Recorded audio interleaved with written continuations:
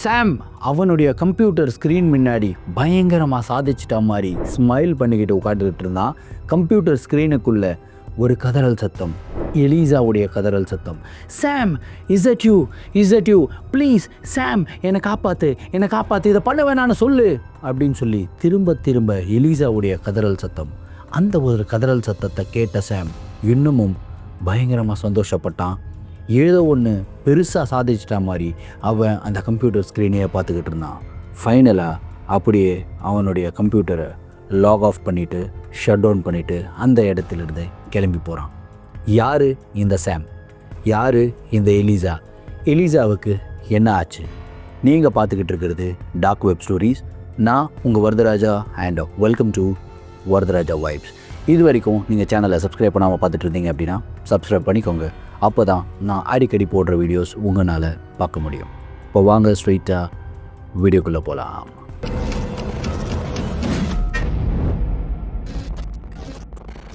சாம் college படிச்சுக்கிட்டு இருந்தாங்க. சாமோடைய nature வந்து பார்த்திங்கன்னா ரொம்பவும் இன்ட்ரோவர்ட்டான ஒரு பர்சன். காலேஜில் நண்பர்கள் பெருசாக கிடையாது, இன்ஃபேக்ட் நண்பர்களே கிடையாது. ஏன்னா சாமோடைய தாட் ப்ராசஸ் வந்து வேறு, மற்ற காலேஜ் பசங்களுடைய தாட் ப்ராசஸ் வேறு. சாம் என்ன யோசிக்கிறான் அப்படின்னா, இந்த மாதிரி காலேஜுக்கு வர்றது, அதுக்கப்புறம் வந்து ஃப்ரெண்ட்ஸ் அப்படின்னு சொல்லி பேசிக்கிறது, அதுலேயும் குறிப்பாக அவங்க ஃப்ரெண்ட்ஸ் கூட டைம் ஸ்பெண்ட் பண்ணும்போது ஒரு நார்மலான விஷயத்த, ஒரு ஃப்ரூட்ஃபுல்லான விஷயத்த அவங்க பேசவே மாட்டாங்க. நான் நேற்று கேஎஃப்சி போனேன், நான் இந்த சிக்கனை சாப்பிட்டேன், நான் இந்த பர்கரை சாப்பிட்டேன், இதை பண்ணேன், அதை பண்ணேன், இன்றைக்கி இத்தனை மணிக்கு நான் தூங்கி எழுந்துச்சேன், அதுக்கப்புறம் இந்த வீடியோவை பார்த்தேன், இந்த படத்தை பார்த்தேன், இவ்வளோ ஜாலியாக இருந்தேன் அப்படின்னு சொல்லி அன்வான்டாக அரட்டை அடிச்சுக்கிட்டு இருப்பாங்க. இந்த ஒரு விஷயம் சாமுக்கு சுத்தமாக பிடிக்காது. சாமுக்கு பிடிச்சது எல்லாமே அவன் வந்து படிப்பில் கான்சன்ட்ரேட் பண்ணணும், நல்லா படிக்கணும், பயங்கரமாக மார்க் ஸ்கோர் பண்ணணும். அதுக்கப்புறம் சாமுக்கு ரொம்ப பிடிச்சது அவனுடைய கம்ப்யூட்டரில் பிரித்து மேய்ஞ்சிருவான் சாம். எந்த ஒரு வெப்சைட்டாக இருந்தாலும் சரி, அந்த வெப்சைட்டை டீகோட் பண்ணவும் முடியும், ஒரு சில வெப்சைட்டை க்ரியேட் பண்ணவும் முடியும். இதுக்கு எல்லாம் அவனுக்கு உதவியாக இருந்தது எது அப்படின்னு கேட்டிங்கன்னா டார்க் வெப். ஸோ சாம் கிட்ட மற்ற பசங்க வந்து கேட்குற விஷயங்களே இந்த படிப்பை பற்றின டவுட் மட்டுமே தான். மற்றபடி சாம் கிட்ட யாருமே பேசவே மாட்டாங்க. இன்ஃபேக்ட் இவங்க படிச்சுக்கிட்டு இருந்த காலேஜ் ஒரு கோஎட் காலேஜ். நிறைய அழகான பெண்கள் இருக்காங்க.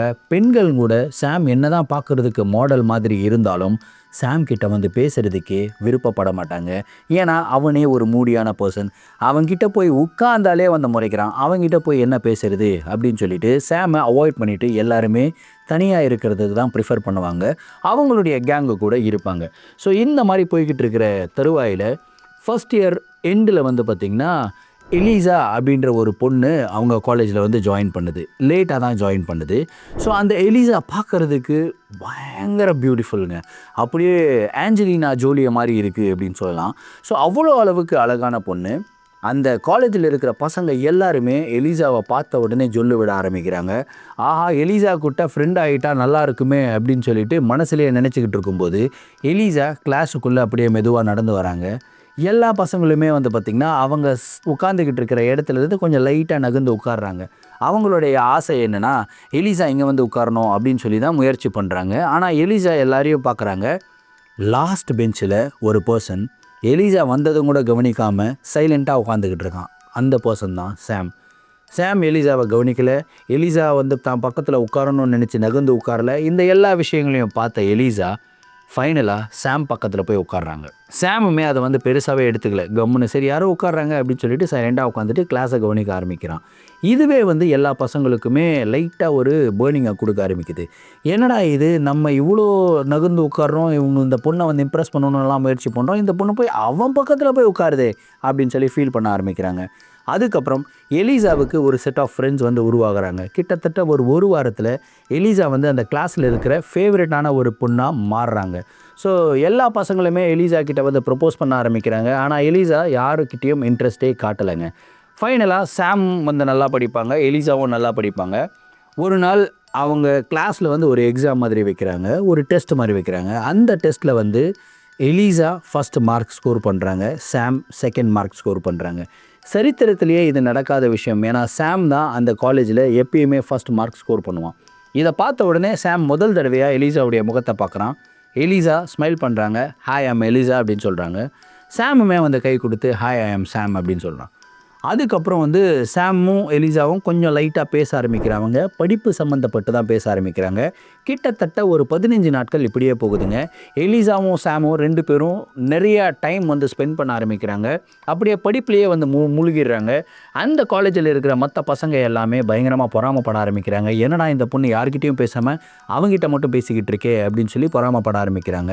ஸோ ஒரு நாள் என்ன ஆகுதுன்னா, எலிசா சாம் கிட்ட, சாம் நம்ம இன்னைக்கு சாயந்தரம் வெளியே போகலாமா அப்படின்னு சொல்லி கேட்குறாங்க.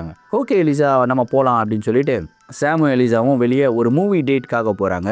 மூவி பார்த்துட்டு வெளியே வரும்போது எலிசா வந்து சாமுடைய கையை பிடிச்சி, சாம் எனக்கு நான் ரொம்ப பிடிச்சிருக்கு, நான் உன்னை லவ் பண்ணுறேன்னு நினைக்கிறேன், காலேஜில் இருக்கிற எல்லா பசங்களுமே வந்து ஏன் பின்னாடி சுற்றினாங்க, என்னை அட்டாக் பண்ணணும் அப்படின்லாம் முயற்சி பண்ணாங்க, ஆனால் நீ எதுவுமே வந்து எதிர்பார்ப்பு இல்லாமல், நீ எதுவுமே இந்த மாதிரி ட்ரை பண்ண மாட்டேங்கிற, அந்த ஒரு கேரக்டரே எனக்கு ரொம்ப பிடிச்சிருக்கு, நான் லைஃப்லாம் உன் கூட வாழணும் அப்படின்னு சொல்லி ஆசைப்பட்றேன், நான் உன்னை லவ் பண்ணுறேன், என்னை நீ லவ் பண்ணுவியா அப்படின்னு சொல்லி கேட்குறாங்க. ஆரம்பத்தில் இது கேட்ட உடனே சாம் வந்து அதிர்ச்சி ஆகிறான். என்னடா இது, இந்த பொண்ணு நல்லா ஃப்ரெண்ட்லியாக பேசிக்கிட்டு இருந்தது, திடீர்னு வந்து லவ் பண்ணுறேன்னெல்லாம் சொல்லுது, இது நம்ம அக்செப்ட் பண்ணலாமா அக்செப்ட் பண்ணக்கூடாதா அப்படின்ற மாதிரி ஒரு தாட் ப்ராசஸ் சாமுடைய மைண்டுக்குள்ளே ஓடுது. எலிசா கிட்ட இன்றைக்கி ஒரு நாள் நைட்டு மட்டும் எனக்கு டைம் கொடு, நாளைக்கு காலையில் உனக்கு நான் ரிப்ளை பண்ணுறேன். ஏன்னா இந்த ஹீட் ஆஃப் த மூமெண்ட்டில் நான் சொன்னேன் அப்படின்னா அது உண்மையிலேயே நான் என் மனசுலேருந்து சொல்கிறேன்னா, உன்னை ஹர்ட் பண்ணக்கூடாதுன்னு நினச்சி சொல்கிறேன்னா அப்படின்றதெல்லாம் எனக்கு தெரியாது. ஸோ ஐ நீட் டைம், ஒரு அட்லீஸ்ட் ஒரு நாள் நைட்டு இதை பற்றி ஃபுல்லாக யோசிச்சுட்டு நாளைக்கு காலையில் எழுந்துக்கும் போது எனக்கும் உன்னை பிடிச்சிருந்துன்னா கண்டிப்பாக நான் உன்னை லவ் பண்ணுறேன்னு சொல்கிறேன் அப்படின்னு சொல்கிறான். Okay take your own time Sam, no compulsion அப்படின்னு சொல்லிட்டு எலிசாவும் விட்றாங்க. ஃபைனலாக எலிசாவை எடுத்து போய் வீட்டில் ட்ராப் பண்ணிவிட்டு சாம் வீட்டுக்கு போகிறான். வீட்டுக்கு போகும்போது ஆன் த வேல எலிசாவும் அவனும் பழகின விஷயங்களை பற்றி மட்டும் நினச்சி பார்க்குறான். ரொம்ப க்ளோசஸ்ட் ஆஃப் ஃப்ரெண்ட்ஸாக இருக்காங்க. அதுக்கப்புறம் நல்லா பேசுகிறாங்க, நல்லா சிரிக்கிறாங்க. எலிசா இல்லாத ஒரு வாழ்க்கையும் எலிசா கூட ஒரு வாழ்க்கையும் ரெண்டையும் பிக்சரைஸ் பண்ணி பார்க்குறான். ரெண்டுத்தில் எது பெட்டர் அப்படின்னு சொல்லி சாம் யோசிக்கிறான். ஃபைனலாக எலிசா கூட இருந்தால் ரொம்ப பெட்டராக இருக்கும் அப்படின்னு சொல்லி டிசைட் பண்ணிவிட்டு அடுத்த நாள் காலையில் எலிசா கிட்ட, இந்த மாதிரி நானும் உன்னை லவ் பண்ணுறேன் எலிசா, நான் யோசித்து பார்த்தேன், 2 பேருக்கும் வந்து நல்லா ஒத்து போகுது, என்ன தான் நான் வந்து ரொம்ப இன்ட்ரோவர்ட்டாக இருந்தாலும் நீ என்னை புரிஞ்சுக்கிட்டு என்னை வந்து லவ் பண்ணுறேன்னு சொல்லியிருக்கேன், அதே மாதிரி நானுமே மற்ற பசங்க மாதிரி கிடையாது, உன்னை சீட் பண்ண மாட்டேன், ரொம்ப உண்மையாக இருப்பேன் அப்படின்றது உனக்கு நல்லா தெரியும் அப்படின்னு சொல்கிறான். இதை கேட்ட உடனே எலிசாவும் ரொம்ப ஹாப்பி ஆகுறாங்க. அதுக்கப்புறம் சரி நம்ம 2 பேரும் மீட் பண்ணலாமா அப்படின்னு சொல்லி கேட்குறான். ஓகே கண்டிப்பாக மீட் பண்ணலாம் அப்படின்னு சொல்லிட்டு எலிசாவும் சாமும் வந்து மீட் பண்ணுறாங்க. முதல் தடவையாக அவங்க லவ்வர்ஸாக வந்து மீட் பண்ணுறாங்க. யோசிச்சு பாருங்கள், இது வரைக்கும் ஃப்ரெண்ட்ஸாக வந்து மீட் பண்ணாங்க, படிப்பு பற்றி மட்டும் பேசுவாங்க. அதுக்கப்புறம் ஒரு சில நாட்கள்லேயே வந்து பார்த்திங்கன்னா ரொம்ப க்ளோஸ் ஆகுறாங்க. 2 பேரும் கொஞ்சம் ஃபிசிக்கல் ரிலேஷன்ஷிப்லலாம் எடுக்க ஆரம்பிக்கிறாங்க. அதுக்கப்புறம் காலேஜுக்கு போகிறாங்க. கிட்டத்தட்ட ஒரு 10 நாட்களுங்க சாம் அவனுடைய வாழ்க்கையிலேயே ரொம்பவும் சந்தோஷமான நாட்களை வந்து ஸ்பெண்ட் பண்ணுறான். 10 நாட்கள் இந்த மாதிரிலாம் நம்மளுடைய வாழ்க்கையில் நடக்குமா அப்படின்னு சொல்லி கொஞ்சம் கூட யோசித்து பார்க்காத நாட்களாக இருக்குது. அந்த காலேஜில் இருக்கிற எல்லாருமே வந்து பார்த்திங்கன்னா சாம் மேலே பொறாமப்பட ஆரம்பிக்கிறாங்க. என்னடா இது, இவன் போய் எலிசாவை உசார் பண்ணிட்டானடா அப்படின்னு சொல்லி அந்த அளவுக்கு வந்து பேச்சுக்கள் வந்து பரவ ஆரம்பிக்குது. அப்படியே வந்து போய்கிட்டே இருக்குது. திரும்ப எலிசா கேட்குறாங்க, இந்த மாதிரி இன்றைக்கி நைட்டு வந்து ஒரு மூவி போகலாம், அதுக்கப்புறம் என்னை வீட்டில் நீ ட்ராப் பண்ணிவிடு அப்படின்னு சொல்கிறாங்க. ஓகே அப்படின்னு சொல்கிறான் சாம். மூவிக்கு கூட்டிகிட்டு போகிறான். மூவியில் வந்து எலிசாவுக்கு ஒரு நெக்லஸ் வந்து காஸ்ட்லியான டைமண்ட் நெக்லஸ் வந்து ப்ரெசென்ட் பண்ணுறான். அதுக்கப்புறம் டைமண்ட் ரிங் வந்து ப்ரெசென்ட் பண்ணுறான். எலிசா வந்து ரொம்ப ஹாப்பியாக அதெல்லாமே வாங்கிட்டு தேங்க்யூ சாம் அப்படின்னு சொல்லிட்டு ஒரு முத்தத்தை கொடுத்துட்டு எலிசாவை வீட்டில் ட்ராப் பண்ணுறான். ட்ராப் பண்ணிவிட்டு சாம் போயிடுறான். போயிட்டதுக்கப்புறம் வந்து மெசேஜ் பண்ணுறான், ஹே எலிசா எப்படி இருக்க, உன் ஞாபகமாகவே இருக்குது அப்படின்னு சொல்லி மெசேஜ் பண்ணுறான். எலிசா அந்த மெசேஜை பார்க்குறாங்க, ஆனால் ரிப்ளை பண்ணல. என்ன இது ரிப்ளை பண்ண மாட்டுறாங்க, ஆனால் மெசேஜ் பார்க்குறாங்களே. திரும்ப ஒரு reply, Eliza are you there அப்படின்னு சொல்லி போடுறான். எலிசா ரிப்ளை பண்ணல. திரும்ப அடுத்த ஒரு மெசேஜ். நைட்டு முழுவதும் கிட்டத்தட்ட 248 மெசேஜஸ் சாம் அனுப்பியிருக்கான். 248 மெசேஜஸும் எலிசா பார்த்துருக்காங்க, ஆனால் அவங்க ரிப்ளை பண்ணல. சரி கால் பண்ணலாம் அப்படின்னு சொல்லிட்டு சாம் நைட்டு முழுவதும் காலும் பண்ணியிருக்கான். கிட்டத்தட்ட 45 கால்ஸ் பண்ணியிருக்கான். 45 கால்ஸுமே டிஸ்கனெக்ட் பண்ணி விட்டுருக்காங்க. இப்போ சாமுடைய மனசுக்குள்ளே 1008 எண்ணங்கள் ஓடுது. எலிசா ஏதாவது பிரச்சனையில் மாட்டிக்கிட்டாங்களா, என்ன ஆச்சு அவங்களுக்கு, ஏன் என்னுடைய மெசேஜஸை பார்க்குறாங்க ரிப்ளை பண்ண மாட்டுறாங்க, சரி எப்படி இருந்தாலும் அடுத்த நாள் காலேஜுக்கு வருவாங்க, அடுத்த நாள் பேசிக்கலாம் அப்படின்னு சொல்லி காலேஜில் எலிசாக்காக சாம் வெயிட் பண்ணிக்கிட்டு இருக்கான். எலிசாவும் காலேஜுக்கு வராங்க. அவங்களுடைய கிளாஸுக்குள்ளே என்டர் ஆகுறாங்க. சாமை கொஞ்சம் கூட கண்டுக்காத மாதிரி அவங்க தனியாக ஒரு செட் ஆஃப் ஃப்ரெண்ட்ஸ் கூட போய் உட்காடுறாங்க. சாம் வந்து பார்க்குறான், எலிசா பார்ப்பாங்கன்னு சொல்லி பார்க்கவே இல்லை. சரி, ஒரு பீரியட் போகுது, 2 பீரியட் போகுது, 3வது பீரியடில் கண்டிப்பாக பார்ப்பாங்க அப்படின்னு சொல்லி தான் வெயிட் பண்ணிக்கிட்டு இருக்கான். ஆனால் பார்க்கல. லஞ்ச் பிரேக்குமே வருது. லஞ்ச் பிரேக்கில் எலிசா கிட்ட நேராக நடந்து போகிறான். எலிசா, ஏன் இந்த மாதிரி பிஹேவ் பண்ணுறேன், ஏன் என்ன அவாய்ட் பண்ணுறேன், நான் ஏதாவது தப்பு பண்ணிட்டேனா அப்படின்னுலாம் கேட்குறான். அதுக்குமே எதுவுமே பதில் சொல்லாமல் எலிசா கம்முன்னு சைலண்ட்டாக எழுந்து நகர்ந்து போயிடுறாங்க. இந்த ஒரு விஷயம் சாமுக்கு ரொம்ப ஹர்ட்டிங் ஆகுது. என்னடா இது இவ்வளோ இப்படி பண்ணுறாங்களே, என்ன தான் பண்ணேன், நான் எதுவுமே தப்பு பண்ணலையே அப்படின்னு சொல்லிட்டு எலிசா கிட்ட போயிட்டு, Eliza, can you tell me what's happening, என்ன ஆச்சு, உனக்கு என்ன பிரச்சனை, நான் என்ன தப்பு பண்ணேன், எனக்கு தப்பு பண்ணிட்டேன்னா தப்பு பண்ணிட்டேன்னு சொல்லி நான் அதை ஒத்துக்கிறேன், அதை திருத்திக்கிறேன், ஆனால் இந்த மாதிரி இருக்காது அப்படின்னு சொல்லி சாம் கேட்கும்போது எலிசா சிரிக்க ஆரம்பிக்கிறாங்க. கூட இருக்கிற 4 தோழிகளும் வந்து சிரிக்க ஆரம்பிக்கிறாங்க.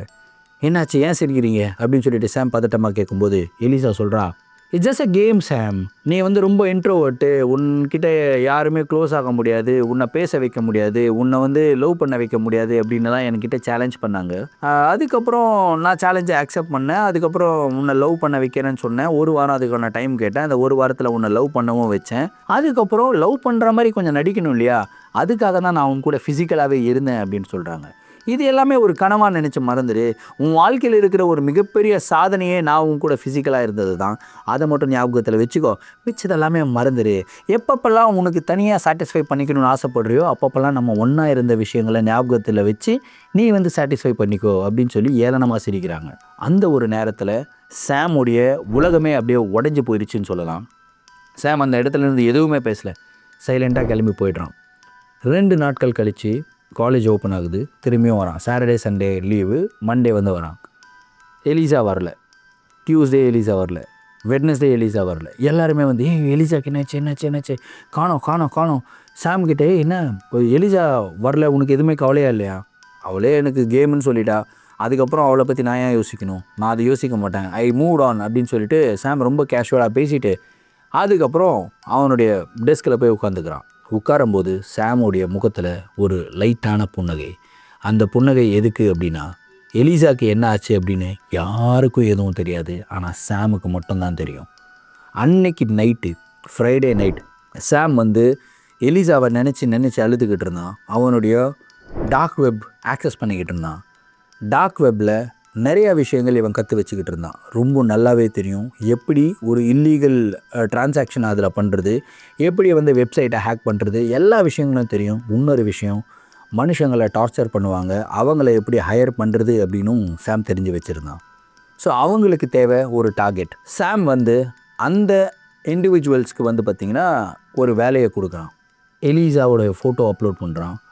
ஷீ இஸ் த டார்கெட் அப்படின்னு சொல்கிறான். எலிசாவுடைய வீட்டு அட்ரஸையும் வந்து போடுறான். எலிசாவை அவங்க கடத்தி வந்து ஒரு சேரில் கட்டி உட்கார வைக்கிறாங்க. எலிசா கத்துறா, வாயில் வந்து ஒரு துணியை போட்டு கத்துறா, கை கால் வந்து கட்டியிருக்கு. அதுக்கப்புறம் சாம் கிட்ட அவங்க சேட் பண்ணுறாங்க. இதுதான் நீங்கள் கொடுத்த வேலை, நாங்கள் கம்ப்ளீட் பண்ணிட்டோம், அதுக்கப்புறம் என்ன பண்ணணும் அப்படின்றத நீங்கள் சொன்னீங்க அப்படின்னா we will do it அப்படின்னு சொல்கிறான். அந்த இடத்துல ஆக்ஷன் அப்படின்னு சொல்லி ஒரு விஷயம் இருந்தது.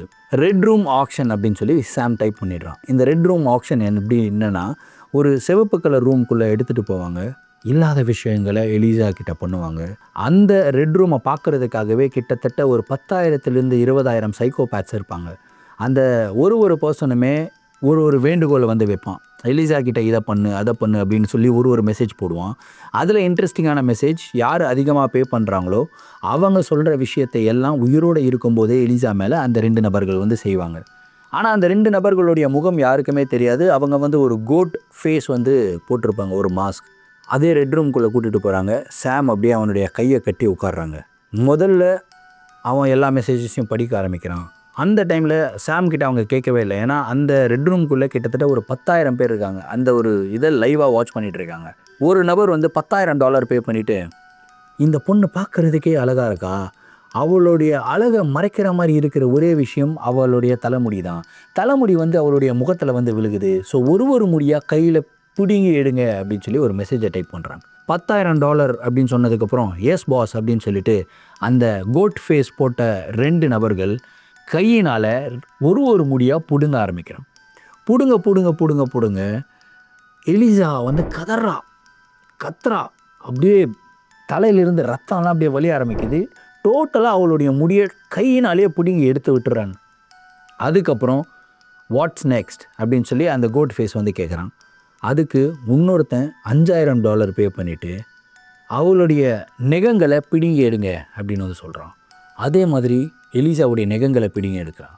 அதுக்கப்புறம் கால் நெகங்களை பிடுங்கி எடுக்கிறான். அதுக்கப்புறம் விரல்களை ஒன்று ஒன்றா வெட்ட ஆரம்பிக்கிறான். இது எல்லாம் முடித்ததுக்கப்புறம் சாமை பார்த்து அந்த கோட் ஃபேஸ் கேட்குறான், boss what you want to do, ஏதாவது மெசேஜ் இருக்கா இவங்களுக்கு சொல்கிறதுக்கு அப்படின்னு சொல்லி கேட்குறான். அதுக்கு சாம் வந்து ஒரு மெசேஜை டைப் பண்ணுறான். என்ன தெரியுமா டைப் பண்ணுறான்? It's just a game, why so serious, enjoy பண்ணு அப்படின்னு சொல்லிட்டு எலிசா சொன்னாங்களே ஒரு டைலாக், அதே டைலாகை வந்து டைப் பண்ணுறான். அந்த மெசேஜை பார்த்த உடனே அந்த கோட் ஃபேஸில் இருக்கிற பர்சன் எலிசா கிட்டே போயிட்டு, Eliza it's just a game, ஏன் இவ்வளோ சீரியஸ் ஆகுற, என்ஜாய் பண்ணு அப்படின்னு சொல்லி படிக்கிறான். இதை படித்த உடனே எலிசாவுக்கு வந்து தெரிஞ்சிருது சாமுக்கும் இதுக்கும் ஏதோ ஒரு சம்மந்தம் இருக்குது.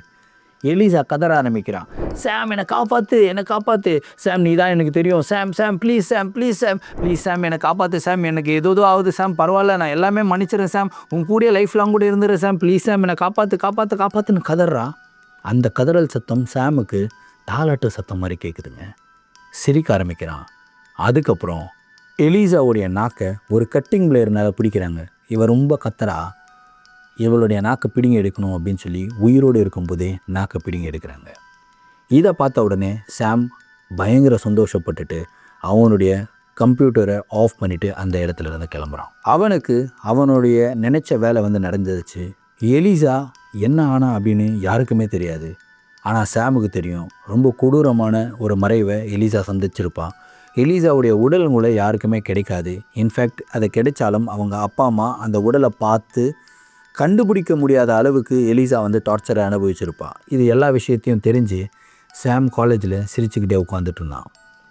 சாமுடைய மனசில் என்ன யோசித்தான் அப்படின்னா, நான் வந்து மனதளவில் ரொம்ப ஹர்ட் ஆனேன், அதே ஒரு ஹர்ட்டை அதுக்கும் மேலே உனக்கு திருப்பி தரணும்னு நினச்சேன், நான் திருப்பி கொடுத்துட்டேன். இப்போது யாருமே என்கிட்ட இந்த மாதிரி விளையாட மாட்டாங்க. இன்ஃபேக்ட் அடுத்த தடவை யாராவது விளையாடினாலும் இதுவே நான் செய்வேன் அப்படின்னு சொல்லி சந்தோஷத்தில் உட்காந்துக்கிட்டு இருந்தான். ஸோ இந்த ஒரு கதையை சாம் அப்படின்ற ஒரு நபரே ரெடிட் பிளாட்ஃபார்மில் வந்து ஷேர் பண்ணி விட்டுருக்கான். யார் இந்த சாம், எந்த ஊரில் இருந்து எதுவுமே தெரியாதுங்க. ஆனால் ரெடிட் பிளாட்ஃபார்மில் இது வந்து ஷேர் பண்ணப்பட்டிருக்கு. ஸோ இந்த ஒரு நிகழ்வை பார்க்கும்போதே எனக்கு மனசெல்லாம் அப்படியே நடுக்குது. எலிசா மேலேயும் தப்பு இருக்குது, பட் அந்த தவறுக்காக இந்த அளவுக்கு போகணுமா அப்படின்றது வந்து எனக்கு ரொம்ப ஷாக்கிங்கான ஒரு விஷயமா இருந்தது. அண்ட் அதோட டார்க் வெப்பில் இந்த மாதிரி விஷயங்களும் இருக்குது. ஓகேங்களா?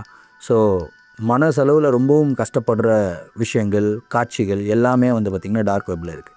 ஸோ அதனால் வியூவர்ஸ் உங்ககிட்ட நான் கேட்டுக்கிற ஒரே ஒரு ரிக்வெஸ்ட், இந்த டார்க் வெப் ஸ்டோரிஸ்க்கு உண்டான மெயினான மோட்டிவ் என்ன அப்படின்னு கேட்டிங்கன்னா, இந்த மாதிரி விஷயங்களெல்லாம் இருக்குது, இந்த மாதிரி விஷயங்களை ஆக்சஸ் பண்ணாதீங்க, தயவுசெய்து யாரும் டார்க் வெப்பை பார்க்காதீங்க அப்படின்னு சொல்லி ஒரு ரிக்வெஸ்ட்டாக உங்களுக்கு ஒரு எஜுகேட்டிவ் பர்பஸ்க்காக தான் நம்ம வந்து இந்த வீடியோஸை போடுறது. ஸோ வீடியோஸாக பாருங்கள், என்டர்டெயின்மெண்ட்டாக பாருங்கள், ஒரு நாலேஜை வந்து கற்றுக்கங்க, நாலேஜை வந்து ஷேர் பண்ணி விடுங்க. இவ்வளோ டேஞ்சரஸான விஷயங்கள் எல்லாம் டார்க் வெப்பில் இருக்குது அப்படின்ற ஒரு விஷயத்தை ஷேர் பண்ணி விடுங்க. ஸோ இந்த வீடியோவை பற்றின உங்களுடைய கருத்துக்கள் என்ன அப்படின்றத கமெண்ட் பாக்ஸில் சொல்லுங்கள். இந்த சேனலை இது வரைக்கும் சப்ஸ்கிரைப் பண்ணலை அப்படின்னா சப்ஸ்கிரைப் பண்ணிக்கோங்க. ஏன்னா நீங்கள் சப்ஸ்கிரைப் பண்ணி நிறையா பேருக்கு ஷேர் பண்ணால் தான் என்னால் கண்டினியூஸாக வீடியோஸ் வந்து போஸ்ட் பண்ண முடியும். ஸோ உங்களுடைய சப்போர்ட் எனக்கு ரொம்ப ரொம்ப முக்கியம். மீண்டும் அடுத்த வீடியோவில் சந்திக்கும் வரை நான் உங்கள் Varadaraja, signing off. Thank you and bye.